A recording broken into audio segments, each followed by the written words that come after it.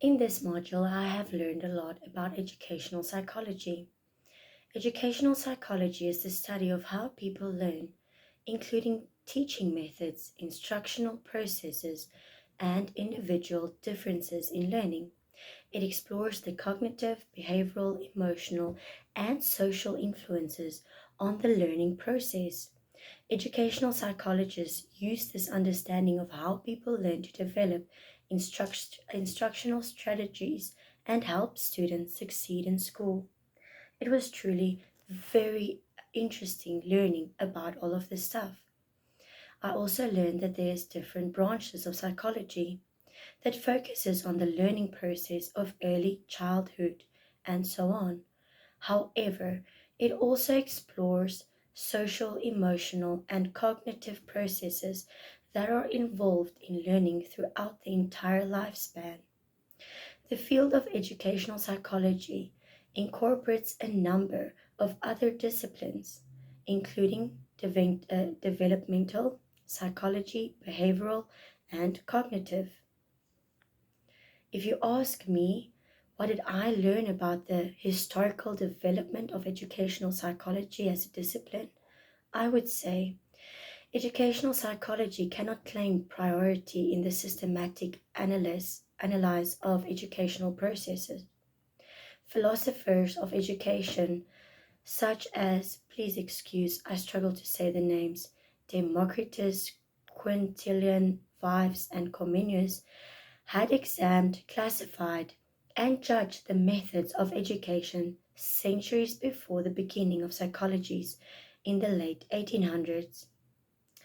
Instead, aspirations of the new discipline rested on the application of the scientific method of observation and experimentation to educational problems. And we do have a lot of educational problems nowadays. And I think that is what's interesting, that I know how to handle it now. Even in the earliest years of the discipline, educational psychologists recognized the limitation of this new approach. In the famous series of lectures taught to teachers on psychology, published in 1899 and now regarded as the first educational psychology textbook, the pioneering American psychologist William James commented that psychology is a science and teaching is an art, and science never generates art directly out of themselves. An intermediate, inventive mind must make that application by using its originality. In Unit 3, it was more about different school of thoughts, and that is functionalism, behaviorism, cognitivism, and humanism. Okay, so first one is structuralism. Structuralism is basically to study the structure of the mind, the part of human mind. So the parts of human mind. So after the foundation of psychology, this debate has been occurred in between describing human mind and behaviors. William I was the first person who gave the concept of structuralism, and after that, psychologists started to give their school of thoughts, and psychology structuralism is the first school of thought that focus on reducing mental processes into the most basic elements and the techniques that is used as introspection researchers also use this technique of introspection. Basic ideas behind the structuralism is that underlying structure is responsible for individual and collective behavior. In response to structuralism, functionalism arose. So functionalism is basically to study the function of the mind. It believes that anything that makes mental state does not depend on the internal constitution, but it depends on the function of the role it plays. Hence, mental state rather than what is made up of dependence upon how they work and what they do. Now there is the comparison between both school of thoughts. Structuralism is the part of experimental psychology, while functionalism is the comparative theory of structuralism. Structuralism focuses on the structure and the area of mental state, while functionalism focuses on the working and the function of the mental state. Okay, so there's a brief comparison between both school of thoughts. Obviously, I learned a lot more in Unit 3, and this is so interesting and how I can implement it one day in my classroom. Throughout Unit 4, it was mostly about relationships between education, psychology, teaching, and learning. I really enjoyed this module the most because I think it's very applicable today and it's methods that I can use in my classroom. Relationship between education and psychology, I realized, is very important. Education and psychology are interdependent. One psychologist said that I did not understand how a teacher could teach without the knowledge of education psychology. And throughout this module, that's something that I realized. Psychology has changed the spirit of education and it gives new meaning in learning in the classroom.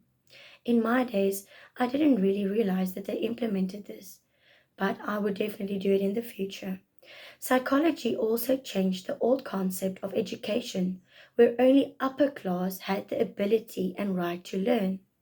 Psychology gives education the theory of individual differences, that every child had different mental abilities and learners with different pace. And I think that is especially in today's classrooms. I also noticed that whenever I was in a classroom. Today, in our modern era, education psychology is the foundation of education, and I truly realized this during this module. Psychology affects education in every field of teaching, learning processes.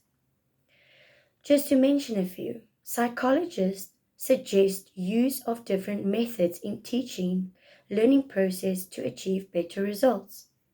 Psychologist emphasizes on motivation and readiness in the classroom. I also learned psychology emphasis on activity-based teaching learning processes. Psychology is the study of human behavior while education is the process of modifying human behavior. So both deal with human behavior in different ways. Educational psychology deals with educational problems. And I think especially for now there's a lot of educational problems, but with these different theories, we can definitely work on it. General psychology deals with different problems other than education. And then, except for the relationship between education and psychology, there is psychology and the teacher. And this was very interesting for me. I personally think psychology will enhance the vision of teachers to understand the mental status of their students. Psychology helps teachers to evaluate their students, to measure their achievements. With the help of psychology, we will be able to understand their weaknesses of the students, and with help of psychology, we will find a solution for that problem. Psychology brings change in the attitude of the teacher towards the student as well. Psychology produces new theories of learning for better education. Psychology teaches teachers why a child behaves in a certain situation different than others, and that will help us to know how to understand a child better. What teachers need to do to change a negative behavior to a positive one. That is what education psychology does. Unit 5, I really enjoyed. I realized that there's different development areas in a child's life. Physical development, we look at puberty. There's social development.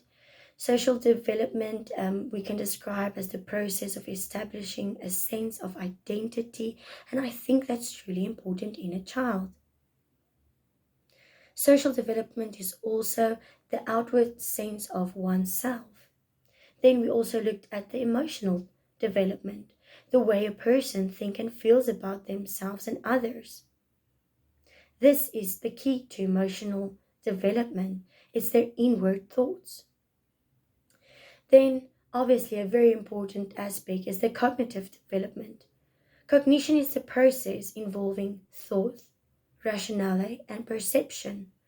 The physical changes of the brain that occurs during adolescence follow typically patterns of cognitive development.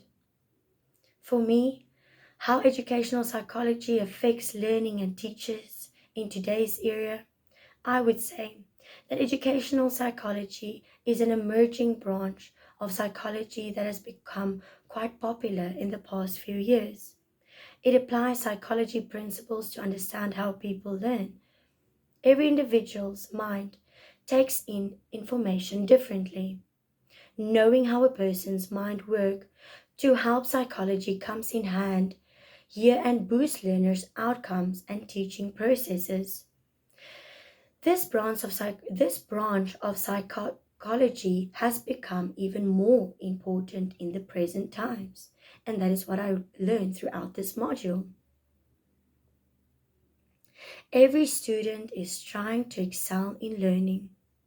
Furthermore, learning is not limited to just education, um, but also in the workplace. There is always something new to learn in everyday life, be it learning to drive or to cook or whatever. In this fiercely competitive space of education, educational psychology is becoming more relative in our lives. The scope of educational psychology and learning, it's valuable in so many ways. If we can just look at a few uh, points, it helps us to understand the development of the learner. Effective learning experiences, we will be able to do that.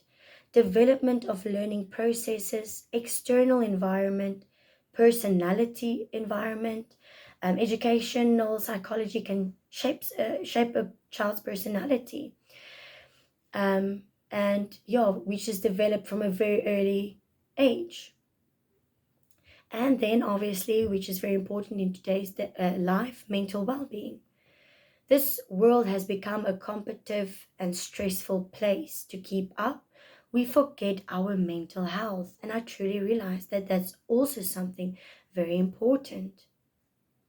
This has become a sad reality for today's school kids that they are negative. Educational psychologists can come to the rescue by providing proper guidance and simple ways to learn. This extends self to the workplace. And then obviously adapting to changing education landscape and developing a changing curriculum. Educational psychology also assists in remaining the educational psychology also assists in remaining the school curriculum and deciding how instructions can be imparted to students for maximum benefit. There are many options available for preparing study material these days in the form of audios, videos, quizzes, presentations, case studies. Educational psychology searches for the most efficient combination of these options to make learning more productive. And that's truly something that I will take away from this module. I would say that that definitely had the most impact on me. The fact that these theories can change the way that you teach in your classroom, and except for the fact that it can help you as a teacher, it can also help your students. Regards to my first video and this video, I never thought that I would ever learn this much about educational psychology. I mostly just thought it's about your mind, but now I know it's so much more. This is something that I would definitely implement in my classroom one day. Thank you for this opportunity to film this video and give a reflect on what I've learned in this psychology module.